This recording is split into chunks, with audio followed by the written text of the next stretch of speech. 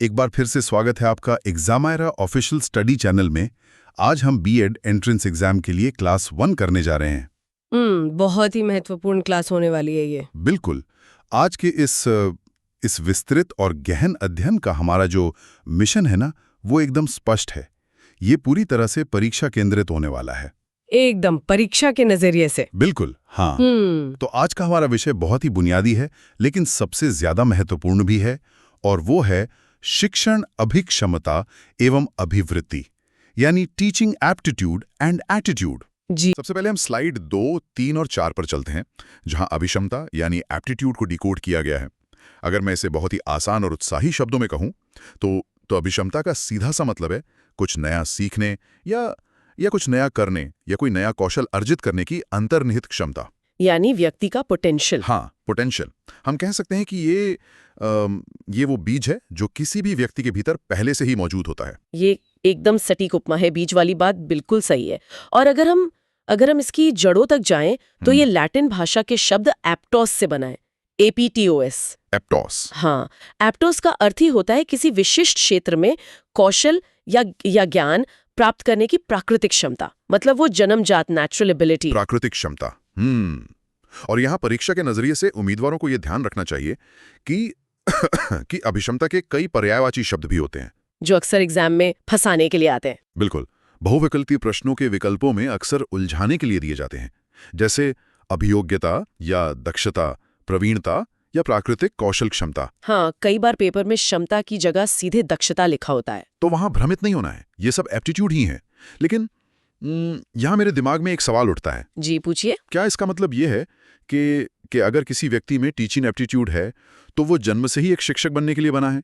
मतलब क्या ये पूरी तरह से जन्मजात ही है? इसे ऐसे समझना ज्यादा सही होगा कि उस व्यक्ति में शिक्षक बनने की संभावना है, एक पोटेंशियल है। ओके। वो आसानी से शिक्षण के कौशल को सीख सकता है। अगर उसे सही माहौल मिले ना, तो वो बाकी लोगों की तुलना में बहुत तेजी से चीजें ग्रहण करेगा। यानी वो जल्दी पिकअप कर लेगा। बिल्कुल। और यहीं पर हमारे सामने उन प्रमुख विद्वानों की परिभाषाएं आती हैं जो बीएड प्रवेश परीक्षाओं के लिए बेहद बेहद महत्वपूर्ण हैं। हाँ, अक्सर परीक्षाओं में सीधे कोटेशन दे दिए जाते हैं और पूछा जाता है कि ये किसने कहा है। और ये परिभाषाएं अक्सर उम्मीदवारों को बहुत परेशान करती हैं। तो चलिए इन्हें डिकोड करते हैं। हमारे पास 3 प्रमुख विद्वानों की परिभाषाएं हैं। पहली परिभाषा पर नजर डालते हैं जो मनोवैज्ञानिक बिंघम ने दी है। बिंघम कहते हैं कि अभिक्षमता एक छोटे प्रशिक्षण के बाद प्राप्त ज्ञान, कौशल और प्रतिक्रियाओं की योग्यता है। अब जो छात्र परीक्षा की तैयारी कर रहे हैं उनके लिए इसे थोड़ा सरल भाषा में कैसे डिकोड किया जाए? देखो, बिंघम का जो पूरा फोकस है ना, वो प्रशिक्षण यानी ट्रेनिंग पर है। इसे एक बहुत ही व्यावहारिक उदाहरण से समझते हैं। हाँ, उदाहरण से जल्दी समझ आता है। मान लीजिए 2 नए शिक्षकों को स्कूल में स्मार्ट बोर्ड चलाना सिखाना है। एक शिक्षक को वो नई तकनीक समझने में हफ्तों लग जाते हैं।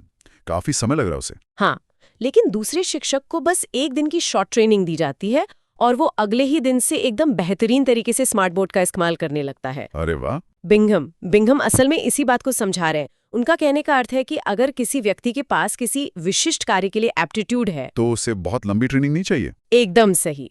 उसे बस एक छोटे प्रशिक्षण की जरूरत होती है। उस छोटे से प्रशिक्षण के बाद ही वो व्यक्ति बहुत तेजी से ज्ञान और कौशल ग्रहण कर लेता है। तो परीक्षा में छोटा प्रशिक्षण या शॉर्ट ट्रेनिंग, ये कीवर्ड देखते ही उम्मीदवारों को तुरंत समझ जाना चाहिए कि ये बिंघम की परिभाषा है। बिल्कुल, ये एक बहुत ही शानदार कीवर्ड है, छोटा प्रशिक्षण यानी बिंघम। अब दूसरी परिभाषा देखते हैं जो ट्रैक्सलर की है।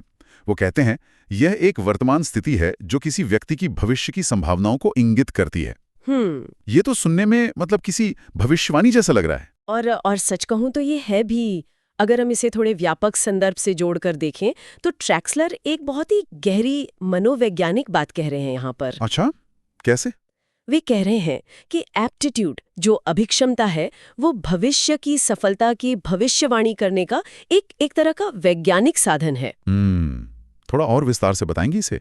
मान लीजिए एक छात्र है जो अभी खुद सीख रहा है, लेकिन वो कक्षा में अपने सहपाठियों को कोई बहुत मुश्किल गणित का सवाल बड़ी शांति और स्पष्टता के साथ समझा देता है। हाँ, ऐसा अक्सर क्लास में होता है। तो ये जो उसने किया, ये उसकी वर्तमान स्थिति है, प्रेजेंट कंडीशन। हाँ, और इसी वर्तमान स्थिति को देखकर एक विशेषज्ञ कह सकता है कि भविष्य में ये छात्र एक बेहतरीन शिक्षक बन सकता है। ओहो, मतलब आज जो दिख रहा है उससे कल का पता चल रहा है। बिल्कुल।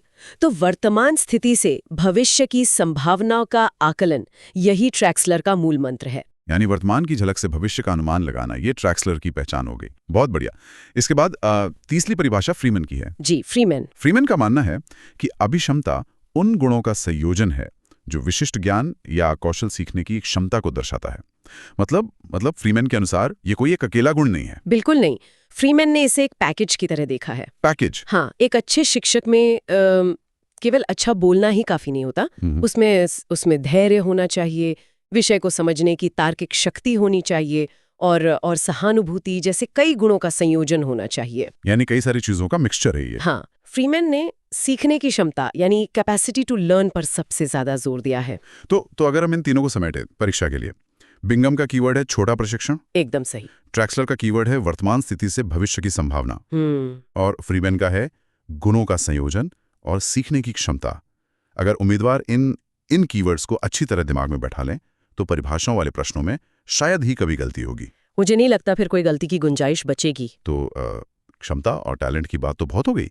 स्लाइड 5 और 6 पर चलते हैं। क्या महज टैलेंट होना ही किसी को एक सफल शिक्षक बनाने के लिए काफी है? बिल्कुल नहीं, सिर्फ टैलेंट से बात नहीं बनती। यहीं पर उस क्षमता को, उस टैलेंट को दिशा देने वाला दूसरा तत्व सामने आता है और वो है अभिवृत्ति यानी एटीट्यूड। हमारी चर्चा का अगला पड़ाव यही है। जी। अभिवृत्ति किसी वस्तु, व्यक्ति या घटना के प्रति सोचने का नजरिया, भावना और दृष्टिकोण है। और अभिवृत्ति की जो ये आंतरिक संरचना है ना, इसे समझना परीक्षा के लिए बहुत ही जरूरी है। देखो, ये कोई रातों रात बनने वाली चीज नहीं है। ये एक चक्रीय प्रक्रिया यानी साइक्लिक प्रोसेस की तरह काम करती है। साइक्लिक प्रोसेस मतलब ये बार बार घूमती है। हाँ, इसे मुख्य रूप से 3 चरणों में समझा जा सकता है: भावनाएं, विश्वास और व्यवहार, इमोशंस, बिलीफ्स और बिहेवियर्स। ये चक्र काम कैसे करता है असल जिंदगी में? क्या इसे किसी व्यावहारिक उदाहरण से समझा जा सकता है? जरूर। मान लीजिए एक शिक्षक है। सबसे पहले उसके अंदर किसी कमजोर छात्र की मदद करने पर खुशी या संतुष्टि की भावनाएं पैदा होती हैं, जो कि इमोशंस वाला पहला चरण हो गया। बिल्कुल। अब जब ये भावनाएं उसे बार बार अनुभव होती हैं तो वे धीरे धीरे उसके विश्वास या धारणाओं में, मतलब बिलीफ्स में बदल जाती हैं। ओके, मतलब वो कुछ मानने लगता है। हाँ, वो ये मानने लगता है कि शिक्षण एक बहुत ही पवित्र और महान काम है। ये उसका विश्वास बन गया। और अंततः यही दृढ़ विश्वास उसके व्यवहार के रूप में, बिहेवियर के रूप में सामने आता है, जहां जहां वो अपनी छुट्टी के दिन भी एक्स्ट्रा क्लास लेने के लिए कमजोर छात्रों को पढ़ाने के लिए स्कूल आ जाता है। क्या बात है! तो ये व्यक्ति के व्यक्तित्व का एक ऐसा गुण है जो सीधे तौर पर उसकी पसंद या नापसंद को दर्शाता है। इसे हिंदी में मनोवृत्ति, रवैया, दृष्टिकोण या परिप्रेक्ष्य भी कहा जाता है। रवैया या दृष्टिकोण, बिल्कुल।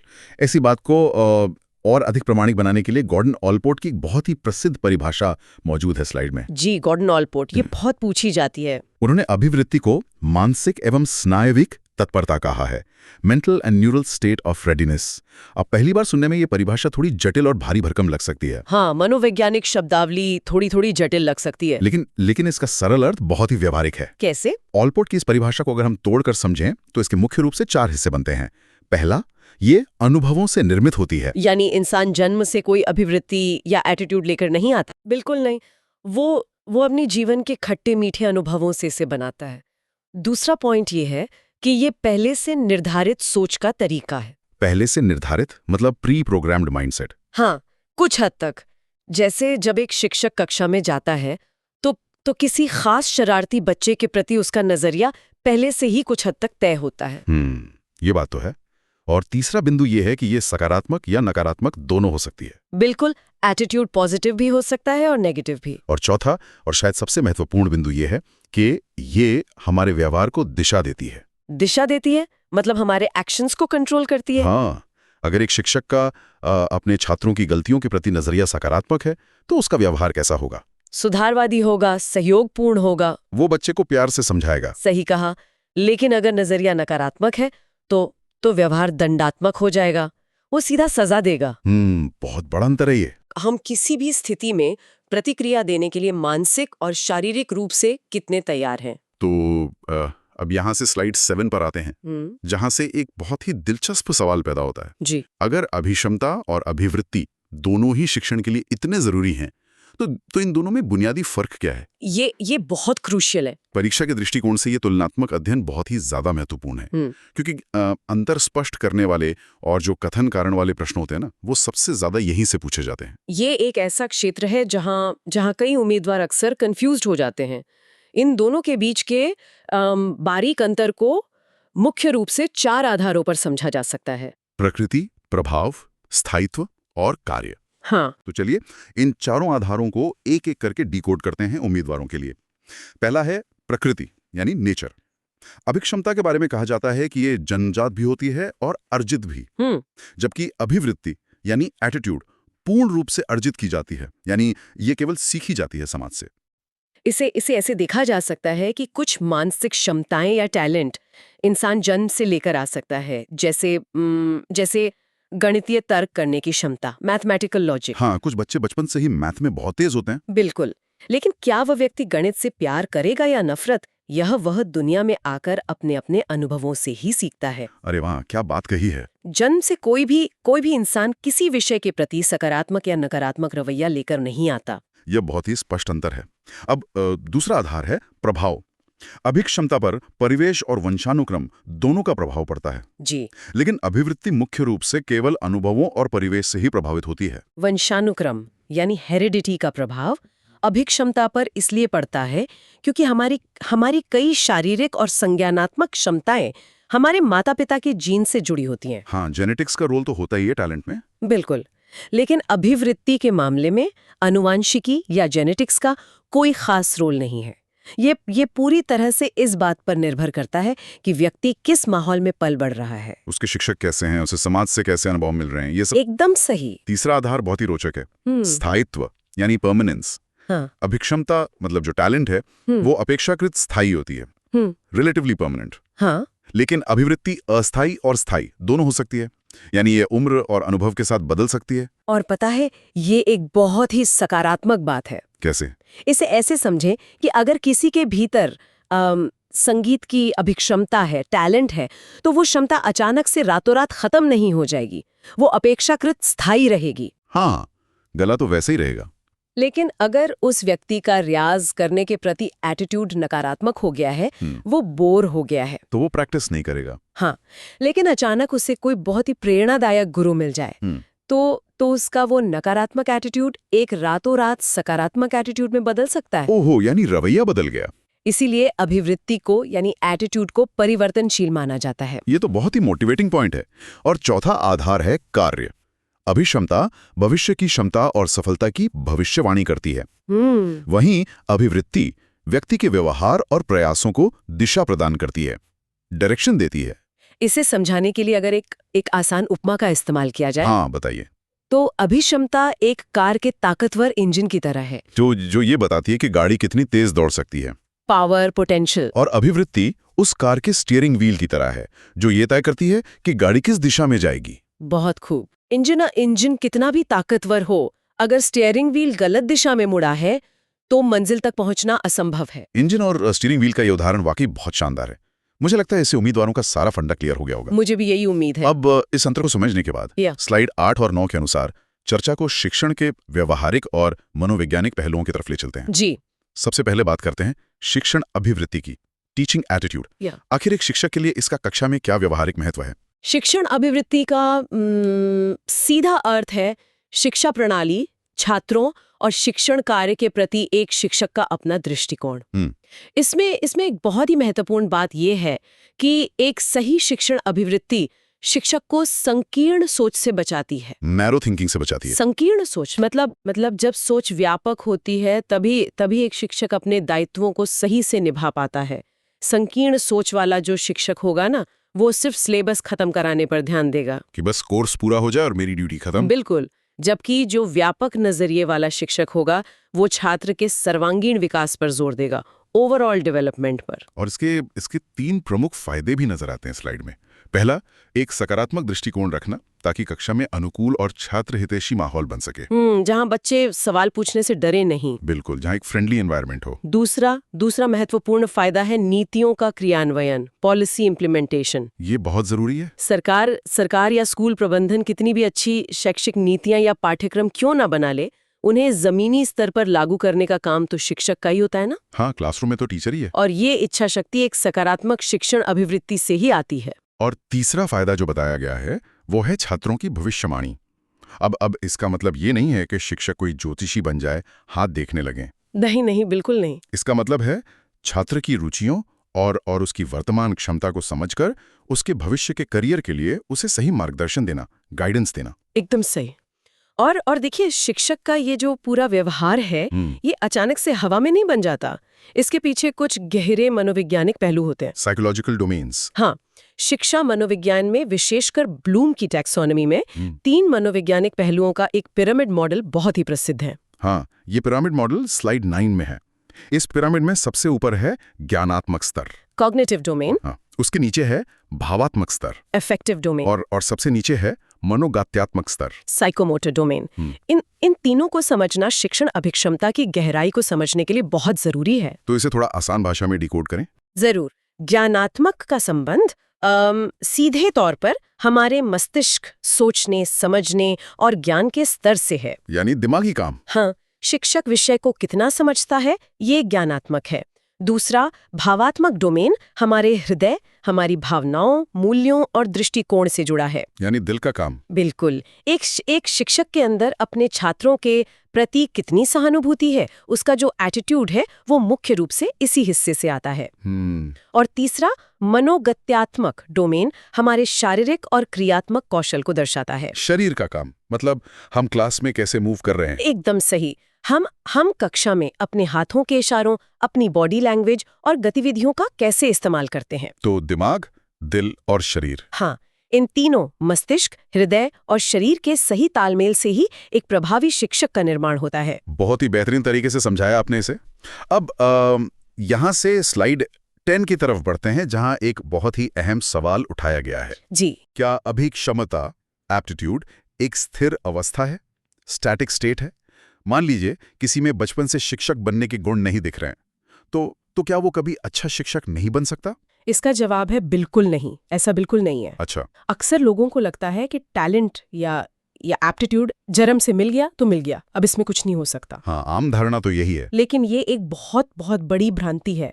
शिक्षण अभिक्षमता कोई स्थिर अवस्था नहीं है। तो फिर ये विकसित कैसे होती है? ये समय, निरंतर अभ्यास, नई शिक्षण विधियों की खोज और औपचारिक या अनौपचारिक प्रशिक्षण के माध्यम से लगातार विकसित होती है। यानी ट्रेनिंग से? अरे, बीएड की जो पूरी की पूरी ट्रेनिंग है, वो इसी बात पर तो आधारित है कि अभिक्षमता को निखारा जा सकता है। ये तो बहुत ही लॉजिकल बात है। यानी ये व्यक्ति के बौद्धिक स्तर और स्वभाव पर तो निर्भर करती है, लेकिन इसे सही दिशा और ट्रेनिंग से तराशा जा सकता है। बिल्कुल। विकास की इस पूरी प्रक्रिया को समझने के लिए स्लाइड 11 में एक बहुत ही बेहतरीन वेन डायग्राम दिया गया है। Venn diagram. इसे एक शिक्षक की अनिवार्य त्रयी यानी एसेंशियल ट्रायड कहा गया है। ये उन 3 चीजों को दर्शाता है जिनके बिना एक सफल शिक्षक की कल्पना भी नहीं की जा सकती। तो इस वेन डायग्राम में 3 गोले हैं जो एक दूसरे को मतलब इंटरसेक्ट कर रहे हैं, काट रहे हैं। जी। पहला गोला है ज्ञान, नॉलेज, यानी विषय वस्तु पर मजबूत पकड़। जाहिर है अगर शिक्षक को अपना विषय ही नहीं पता तो शिक्षण की शुरुआत ही संभव नहीं है। सही है, ज्ञान तो बेस है, लेकिन हम सभी ने ऐसे लोगों को देखा है जिन्हें ज्ञान तो बहुत होता है। हाँ, बहुत इंटेलिजेंट होते हैं, लेकिन वे समझा नहीं पाते। बिल्कुल, उन्हें एक्सप्रेस करना नहीं आता। इसीलिए दूसरा गोला है संप्रेषण कौशल यानी कम्युनिकेशन स्किल। जो ज्ञान शिक्षक के पास है, उसे छात्रों के उनके मानसिक स्तर के अनुसार सही भाषा और उचित माध्यम से उन तक पहुंचाने की क्षमता। और तीसरा गोला है वो विषय जिस पर हम आज चर्चा कर रहे हैं, अभिक्षमता और अभिवृत्ति, एप्टीट्यूड एंड एटीट्यूड। छात्रों को समझने की अंतर्निहित क्षमता और शिक्षण के प्रति एक सकारात्मक झुकाव। और सबसे मजे की बात यह है कि इस वेन डायग्राम में जहां ये तीनों गोले एक दूसरे को काटते हैं, जो वो इंटरसेक्शन पॉइंट है, ठीक उस बीच वाले हिस्से में, हाँ, ठीक उस बीच वाले हिस्से में ही सफल शिक्षक या प्रभावी शिक्षण का निर्माण होता है। अगर इनमें से एक भी चीज गायब है तो शिक्षण प्रभावी नहीं हो सकता। मतलब अगर ज्ञान और अभिक्षमता है लेकिन संचार नहीं है, कम्युनिकेशन नहीं है, तो बात नहीं बनेगी। एकदम सटीक विश्लेषण। और जब ऐसा एक सफल और संतुलित शिक्षक कक्षा में जाता है तो वो एक पूरे सिस्टम या इकोसिस्टम का निर्माण करता है, जो कि स्लाइड 12 में दिखाया गया है, प्रभावी शिक्षण के इकोसिस्टम व्हील के रूप में। हाँ, इस पहिए के 5 आवश्यक घटक होते हैं। उच्च शिक्षण अभिक्षमता वाले शिक्षक को इन 5 क्षेत्रों में पारंगत होना ही चाहिए। तो चलिए इस व्हील के 5 घटकों को तेजी से लेकिन पूरी स्पष्टता के साथ डिकोड करते हैं। पहला घटक है पाठ योजना, यानी लेसन प्लानिंग। कक्षा में जाने से पहले क्या, कब और कैसे पढ़ाना है, इसकी स्पष्ट पूर्व तैयारी। क्योंकि बिना योजना के कक्षा में जाना ऐसा है जैसे बिना नक्शे के किसी अनजान शहर में सफर पर निकलना। भटकने का पूरा चांस है। बिल्कुल। एक अच्छी पाठ योजना से ही शिक्षक में आत्मविश्वास आता है। और व्हील का दूसरा घटक है छात्र प्रेरणा, मोटिवेटिंग स्टूडेंट्स। जी। शिक्षक का काम सिर्फ बोर्ड पर लिखकर चले जाना नहीं है, बल्कि छात्रों के भीतर सीखने की वो आग और उत्साह जगाना है जो उन्हें खुद से सवाल पूछने पर मजबूर करे। क्यूरियोसिटी जगाना। इसके बाद तीसरा घटक आता है शिक्षण रणनीतियां, यानी टीचिंग लर्निंग स्ट्रैटेजीज। उचित और आधुनिक शिक्षण विधियों का चयन करना, क्योंकि हर बच्चा एक ही तरीके से नहीं सीखता। बिल्कुल नहीं। इसलिए समय और जरूरत के साथ पढ़ाने के तरीकों में बदलाव बहुत जरूरी है। और चौथा घटक है प्रभावी संचार, इफेक्टिव कम्युनिकेशन। इसका मतलब केवल शिक्षक का बोलते रहना और छात्रों का चुपचाप सुनना नहीं है। वन वे ट्रैफिक नहीं होना चाहिए। हाँ, ये एक दो तरफा रास्ता है, 2 वे स्ट्रीट है, जिसमें छात्रों के साथ सक्रिय और स्पष्ट बातचीत होती है, जहां उनके विचारों को भी सुना जाता है। एकदम सही। और इस व्हील का 5वां और अंतिम घटक है व्यापक मूल्यांकन, कॉम्प्रहेंसिव इवैल्यूएशन। टेस्ट लेना। केवल टेस्ट नहीं, छात्रों की प्रगति का निष्पक्ष और सही आकलन करना, ताकि ये पता चल सके कि जो सिखाया गया है वो उन तक पहुंचा या नहीं। Feedback loop. हाँ, और मजेदार बात यह है कि ये मूल्यांकन ये वापस पहले घटक यानी पाठ योजना को बेहतर बनाने में मदद करता है। अरे वाह, यानी जहां से शुरू किया था वापस वहीं आ गए एक इम्प्रूवमेंट के साथ। सही कहा। ये 5 घटक एक पहिए की तरह एक दूसरे से जुड़े हुए हैं और एक निरंतर चक्र की तरह चलते रहते हैं। एक मजबूत शिक्षण अभिक्षमता वाला शिक्षक इस पहिए को बहुत सहजता से और बिना रुके घुमा सकता है। बहुत ही शानदार।